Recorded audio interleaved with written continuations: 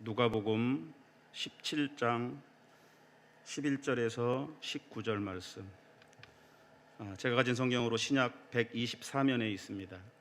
저와 여러분이 한 절씩 교독하시고 마지막 19절은 함께 읽도록 하겠습니다.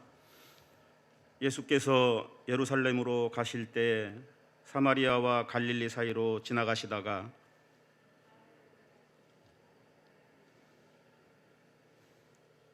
소리를 높여 이르되 예수 선생님이여 우리를 불쌍히 여기소서 하거늘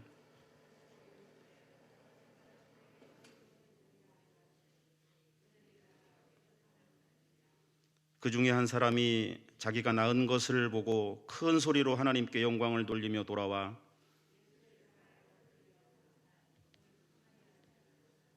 예수께서 대답하여 이르시되 10사람이 다 깨끗함을 받지 아니하였느냐? 그 9은 어디 있느냐?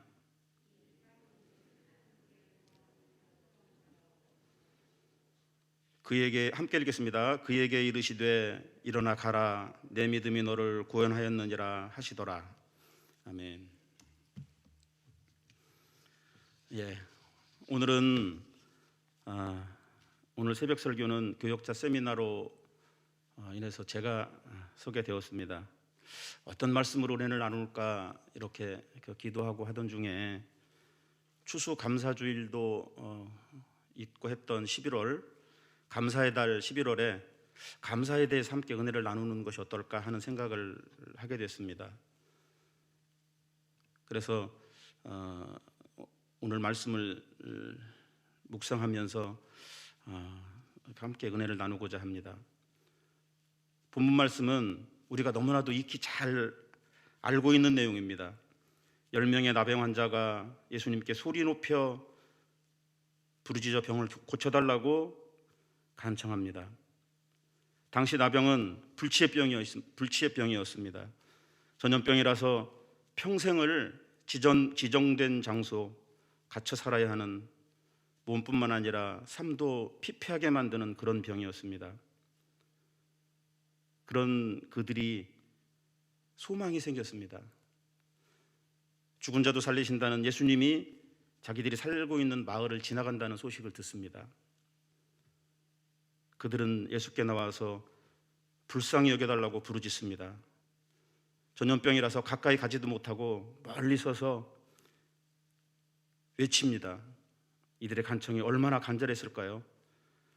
저는 이 말씀을 묵상하면서 이 10명 중에 만약에 내가 있었다면 나는 어땠을까 하는 그런 생각을 해봤습니다.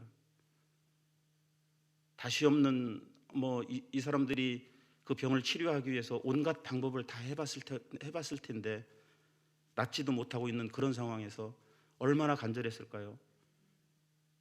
그들이 참 애처롭기도 하고 하는 그런 마음이 참 들었습니다.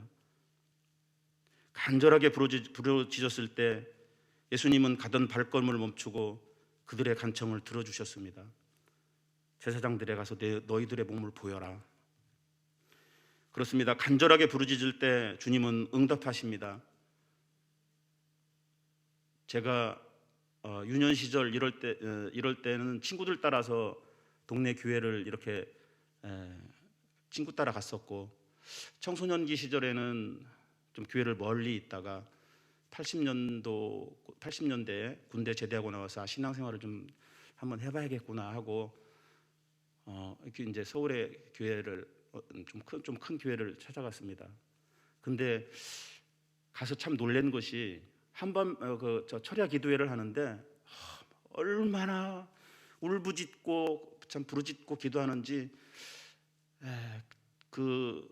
지금 우리가 이렇게 정말 부유하게 잘 살고 이렇게 되는 그런 모든 과정 가운데는 우리의 믿음의 선배들이 60년대, 70년대, 80년대 이때 정말 그렇게 부르짖어서 이 나라가 마지막 때에 하나님 앞에 정말 크게 쓰임받는 나라 되게 해달라고 그렇게 부르짖었던 그 은혜가 지금 이렇게 잘 사는 나라가 되지 않았을까 하는 그런 생각을 해봅니다.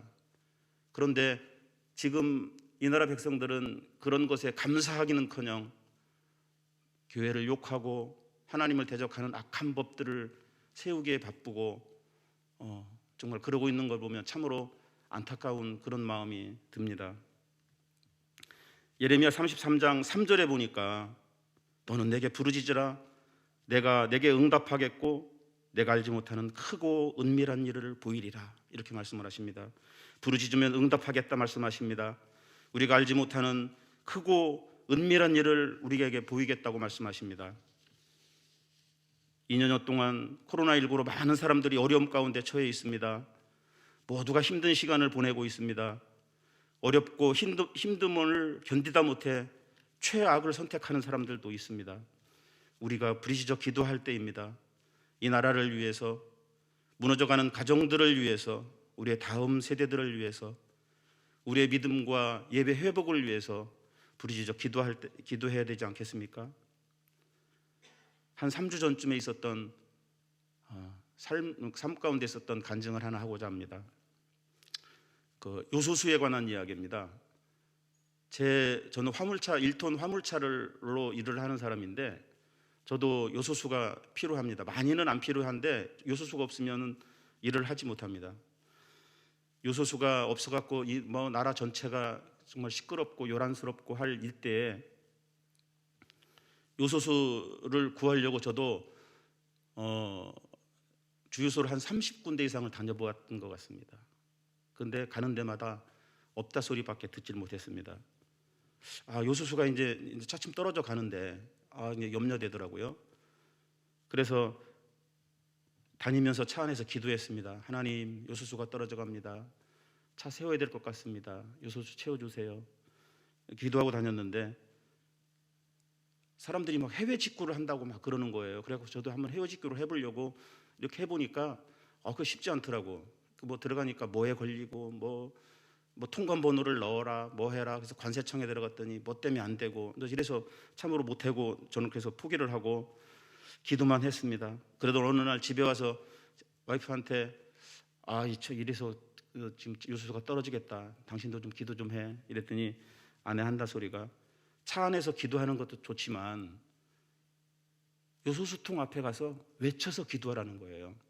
요소수는 채워질지어다. 이렇게 기도하래요. 그래서 그 다음 날부터 이제 차 뒤편 쪽에 요소수통이 있는데 이렇게 이제 왔다 갔다 하다가 그걸 볼 때마다 요소수는 채워질지어다. 요소수는 차고 넘칠지어다. 막 이렇게 막 기도를 한 이틀 동안 했습니다. 그리고 이제 일 때문에 이제 연천 쪽을 저렇게 가고 있었는데 차 기름이 이제 떨어져 가려고 해서 주유소를 들어갔어요.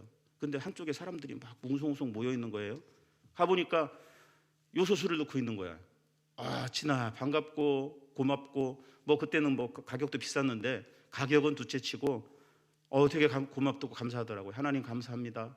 요소수 20리터를 사가지고 이제 이게 당분간은 버티겠구나 하고 이제 왔습니다. 그리고 한 이틀쯤 지났을까요? 어떤 분한테 전화가 왔어요. 이 요소수 필요하지 않으세요? 그러는 거. 필요하죠. 자기가 요소수가 미리 전에 좀 구해놓은 게 있는데 제가 생각이 나서 전화를 했답니다. 근데 저는 그분이 준다는 것보다 그분은 요소수하고 전혀 관계가 없는 분이에요. 요소수 아니 어떻게 요소수가 있습니까? 이랬더니 자기 차가 승용차인데 요소수가 필요해서 전에 이렇게 미리 좀 이렇게 구해놨다는 거예요. 그래갖고서 조금 여유가 있어갖고 제 생각이 나가지고 저한테 전화했다 그러시더라고요. 이틀 동안 요소수통 앞에 가서 채워질지어다라고 외쳐 기도했는데 요소수가 차고 넘치고 요소수 부자가 돼버렸어요. 하나님, 우리의 기도를 들으신 하나님한테 정말 감사합니다. 할렐루야. 감사 기도했습니다. 10명의 나병 환자들은 참 믿음이 좋은 사람들이다라고 저는 생각했습니다. 가서 제사장들한테 너희 몸을 보이라 이러니까 두말하지 않고 그냥 믿고 가다가 고침받는 그런 모습. 저는 저라면 어떻게 했을까 하는 생각을 해봤어요. 전 참 이 말씀을 묵상하면서 회개했습니다. 저는 사실 저는 가서 가서 저 제사장한테 보여라 이렇게 했을 때, 아니 예수님 그래도 저 기도라도 좀 한번 해주시고 보내시지요, 이렇게라도 말했을 것 같아요. 근데 이 사람들은 그냥 두말하지 않고 믿고 순종하며 가는 그런 모습에 제 자신이 좀 부끄럽다 하는 생각이 들더라고요. 믿음으로 고침받는 그런 말씀이 또 생각났습니다. 마태복음 8장에 보면 백부장의 그 중풍병든 하인을 고치는 장면. 백부장의 그 하인이 중풍병 들어있는데 예수님이 자기 동네를 지나간다는 소리를 듣고 백부장이 예수님 앞에 나아갑니다. 하인을 좀 고쳐달라고. 그러니까 예수님이 그래 내가 가서 고쳐주마 이렇게 말씀을 하십니다. 그때 백부장이 예수님이 우리 집에 오는 것을 저는 감당하지 못하겠습니다. 그냥 말씀만 하십시오. 이렇게 고백을 합니다. 그때 예수님께서 그 백부장에게 이스라엘에서 내가 이만한 믿음을 본 적이 없다 이렇게 말씀을 하시면서 내 믿음대로 될지어다 이렇게 해서 고쳐주십니다. 믿고 순종하는 것 얼마나 참 기적을 이루고 우리의 질병과 우리의 모든 문제들을 해결하시는 예수님이십니다. 우리 믿고 나가는 우리 모두 되겠습니다. 10명이 고침을 받았는데 그 중에 이방인인 사마리아 사람 한 사람만 고침받은 것을 큰 소리로 하나님께 감사하고 돌아와서 예수님의 발 앞에 엎드려 감사합니다. 그때 예수님은 17절 말씀하십니다. 예수께서 대답하여 이르시되 10사람이 다 깨끗함을 받지 아니하였느냐? 그 9은 어디 있느냐? 이렇게 말씀하십니다. 저는 이 말씀에서 돌아오지 않은 9명을 책망하시는 예수님의 마음보다는 안타까워하시는 그 예수님의 마음이 느껴졌어요. 얘들아, 니네 그 고침받은 그것이 다가 아닌데 또 더 큰 것이 있는데 어디 갔어? 하시는 그런 안타까워하시는 그런 모습. 그보다 더 귀한 것이 있단다 하시는 그런 모습. 저는 이 말씀을 보면서 삶의 순간순간마다 감사하지 않으므로 더 큰 은혜를 받지 못하는 것은 있지 않는지 돌아보는 시간 되었었습니다. 이방인이 발 앞에 엎드려 감사하니 일어나 가라, 내 믿음이 너를 구원하였다 하시면서 구원의 더 큰 은혜를 그 이방인에게 주십니다.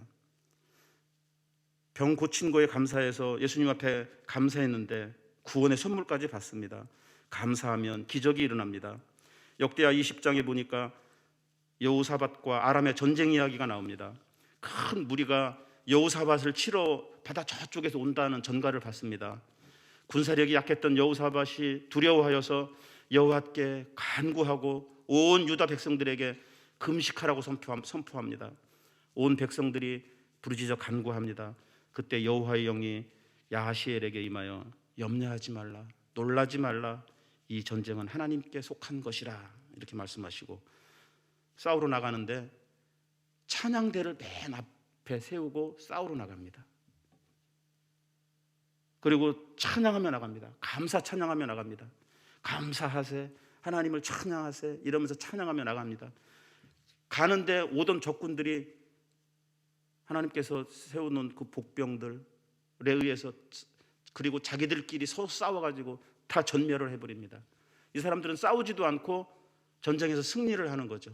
감사가 이렇게 큰 기적을 이룹니다. 데살로니가전서 5장 16절에 보니까 항상 기뻐하라, 쉬지 말고 기도하라, 범사에 감사하라, 이것이 그리스도 예수 안에서 너희를 향하신 하나님의 뜻이니라, 이런 말씀이 있습니다. 하나님의 뜻이 항상 기뻐하고 쉬지 말고 기도하고 범사에 감사하는 것이랍니다. 우리가 그 하나님의 뜻을 이루는 자 되달라고 기도할 때 하나님의 뜻에 합당한 자 되게 해주세요 하는 그런 기도를 할 때도 있는데, 하나님의 뜻에 합당한 것이 이렇게 기뻐하고 기도하고 감사하는 일인 것입니다. 세상의 모든 것이 공짜는 없습니다. 어떤 대가이든지 누구의 은혜이거나 사랑입니다. 코로나19의 이전에 우리가 함께 모이고 함께 음식을 나누고 함께 찬양하고 막 함께 모여서 떠들고 함께 여행 다니고 그걸 했던 그런 시절들이 있었습니다. 그때는 그것들이 정말 당연한 것들인 줄 알고 그거 지내는데 지금 돌아보니까 그때 그 시간들이 얼마나 감사했는지 참으로 감사했던 시간들이었습니다. 파란 하늘과 눈부신 햇살에 감사해 보셨습니까? 요즘 미세먼지나 뭐 이런 걸로 인해서 파란 하늘 나는 그런 날이 되면 뭐 사람들 막 감사하고 막 이렇게 하는데, 저는 오래전에 한번 해외를 상트페테르부르크, 러시아의 상트페테르부르크를 한번 갔다 온 적이 있는데요. 1월 초였습니다. 근데 그 나라가 북반구 지방이어가지고 1월 달에 갔는데 일주일 정도 있다 왔는데 일주일 내내 해 뜨는 것을 보지를 못하고 왔어요. 하루 종일 우중충하고 가로등이 켜져 있고 비인지 눈인지 막 이런 게 칙칙하게 오고 있고, 정말 그런 날씨들로만 있다가 돌아오는데 인천공항에 쫙 내려서 파란 하늘에 햇살이 쫙 내려지는데 얼마나 감사하던지요.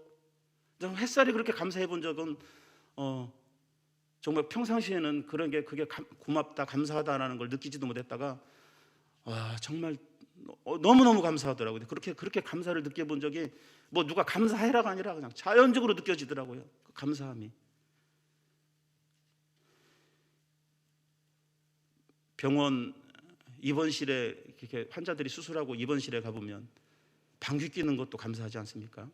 가스가 나와야 밥을 주니까 그 방귀 뀌기 위해서 막 그 병원 복도를 돌아다니면서 운동을 하고 이러는 모습들, 참으로 감사한 일들, 우리가 이렇게 찾아보면 참으로 감사한 일들이 얼마나 많은지, 범사에 감사하라고 말씀하신 예수님의 말씀이 얼마나 정확한가 하는 것을 돌아보게 됩니다. 이 시간 우리의 삶을 돌아봅시다. 얼마나 감사하며 살고 있는가. 감사한 일들이 참으로 많은데 당연하다 생각하며 살고 있지는 않은지, 그리고 하나님께 감사합시다. 우리 삶에 어떤 문제가 있습니까? 부르짖어 기도하고 응답하실 주님을 믿고 순종하며 감사하며 나가는, 그래서 우리가 알지 못하는 크고 은밀한 것을 보이시는 주님의 은혜가 우리 모두에게 있기를 기도합니다. 기도하겠습니다. 하나님 감사합니다. 부족한 입술을 통해서 하나님의 귀한 말씀을 전하게 하시며 감사합니다. 삶 가운데 어떤 문제가 있을 때 주님 앞에 부르짖어 기도하고 믿음으로 나아가 하나님 앞에 감사하는 우리 모두 되게 도와주옵소서. 계속되는 코로나19로 여러 가지로 어려운 환경 가운데 있지만 하나님을 향한 사랑과 믿음이 나태해지지 않게 하시고 우리 예배가 믿음이 회복되어 더 뜨거운 열정으로 하나님 앞에 말씀 앞에 나아가는 우리 모두 되게 도와주옵소서. 감사하오며 예수님의 이름으로 기도합니다. 아멘.